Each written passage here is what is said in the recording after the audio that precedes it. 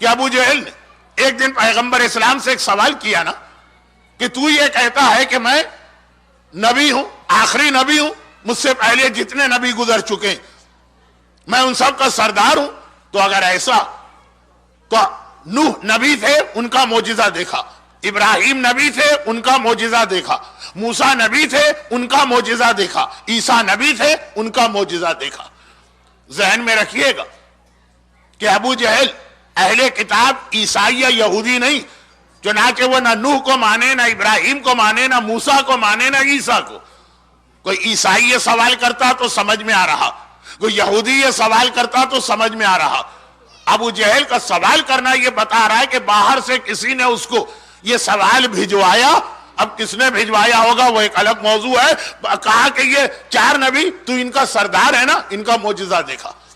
بہت مشہور روایت ہے، پیغمبر نے وہ سارے معجزے دکھائے، مگر جو حضرت ابراہیم کا معجزہ دکھایا کہ مکے کے باہر ڈیزرٹ میں حضرت ابراہیم جیسی آگ روشن ہو۔ ابراہیم کا معجزہ تو یہ تھا کہ ابراہیم آگ میں گئے اور آگ باغ بن گئی، لیکن معجزہ ابراہیم کو جو رسول خدا نے ریپیٹ کیا، یہ روایت کتنی مشہور ہے، آپ 17 ربیع الاول کو ولادت کی محفل میں بھی سنتے ہیں، 28 صفر کو شہادت یا وفات رسول خدا کی مجلس میں بھی سنتے ہیں، اور اس کے علاوہ بھی تو ابراہیم کا معجزہ جو دکھایا تو ایک گروپ کافروں کا تھا جو آگ میں پھنسا، لیکن آگ باغ نہیں بنی، بلکہ آسمان سے ایک ایسی چادر ان کو نظر آئی جس میں بہت سارے سونے کے تار لٹک رہے تھے، اور آواز آئی کہ اگر اس آگ سے نجات پانا تو اس چادر کو سہارا بناؤ، یہ تمہیں آگ سے نکال کے لے جائے گی۔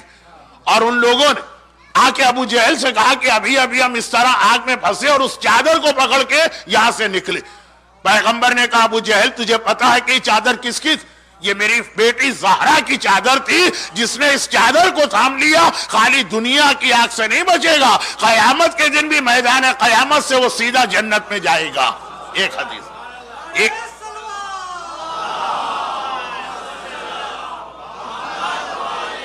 یہ جملہ رسول خدا کا ہے جسے میں اکثر موت کی مجلسوں میں بھی پڑھا کرتا ہوں۔ تو روایت یہ ہے کہ یہ ایک بہت ہی مشکل مرحلہ ہے پل صراط، بال سے زیادہ باریک، تلوار کی دھار سے زیادہ تیز، آگ سے زیادہ گرم۔ شہزادی کائنات کی چادر اتنی بڑی ہوگی کہ اس کا ایک سرا قیامت کے میدان میں ہوگا، دوسرا جنت کے اندر ہوگا۔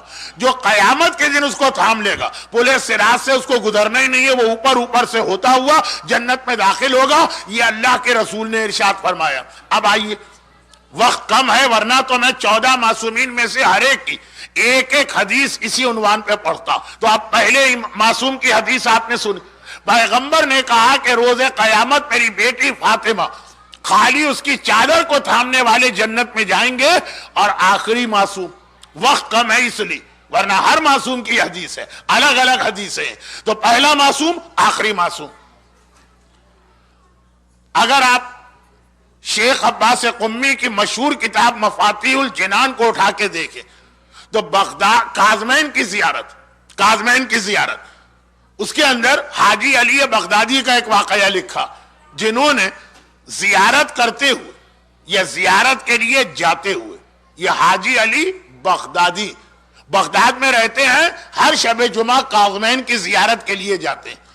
راستے میں ان کی زمانے کے امام سے اس طرح ملاقات ہوئی کہ اس وقت ان کو پتا نہیں تھا کہ یہ امام ہے، وہ بعد میں پتا چلا۔ واقعہ اتنا لمبا کہ خالی وہ واقعہ پڑھوں، صرف وہ واقعہ تو 45 منٹ خالی اس واقعے میں صرف ہو جاتے ہیں، اتنا وقت نہیں۔ تو اس واقعے کے اندر حاجی علی بغدادی نے اتنا تو اندازہ کر لیا کہ کوئی بہت بڑا عالم میرے ساتھ سفر میں شریک، تو چند سوال کیے جن میں خمس کے بارے میں بھی تھا کہ میں پچھلے مہینے نجف گیا تھا اور وہاں مجتہدین کو یہ خمس دے کے آیا ہوں، لیکن جیسا کہ آپ نے آج دیکھا ہوگا بہت سارے لوگ ایسے ہیں کہ خمس کو مانتے ہیں، سیٹسفائیڈ نہیں ہے خمس استعمال کیسے ہو رہا، مرجے کو دیتے ہوئے بھی گھبراتے ہیں، دل میں خیال آتا ہے کہ ہم یہ خمس اپنی مرضی سے کیوں خرچ نہ کریں۔ ٹھیک ہے، ہم اپنی بیٹی کی شادی میں نہیں خرچ کریں گے، ہم اپنا مکان نہیں بنائیں گے، ہم اپنی گاڑی نہیں خریدیں گے، اچھے کام میں خرچ کریں گے، مسجد، امام باڑہ، یتیم خانہ، وہی خرچ کریں گے جہاں مرجے خرچ کرتا.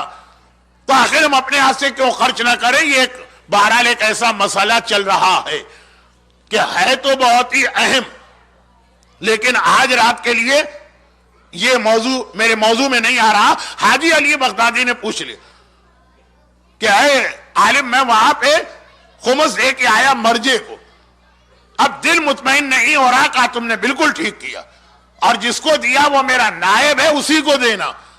ابھی بھی حاجی علی نہ سمجھے کہ مجتہد کو اپنا نائب کہنے والا کون. وہ تو آخر میں پتا چلا.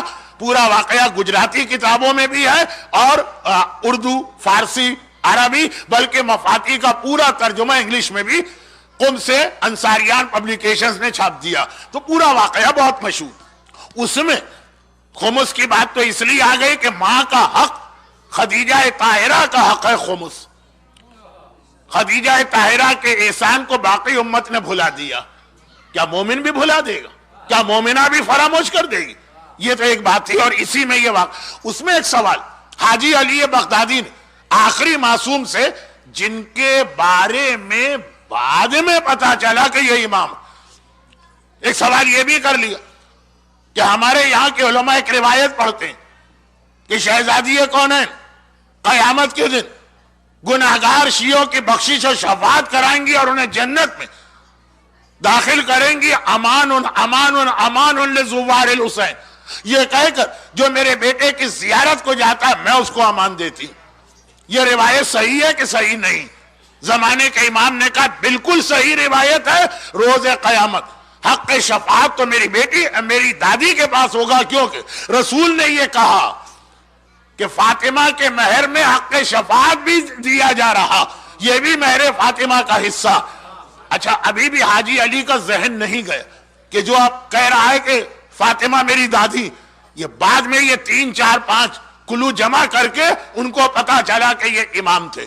تو آخری امام بھی کہہ رہا گناہگاروں کو شہزادی شفاعت کروائیں گی، اور پہلا معصوم بھی یہ کہہ رہا جس نے چادر زہرا یا چادر تطہیر کا سہارا لیا وہ جنت میں جائے گا.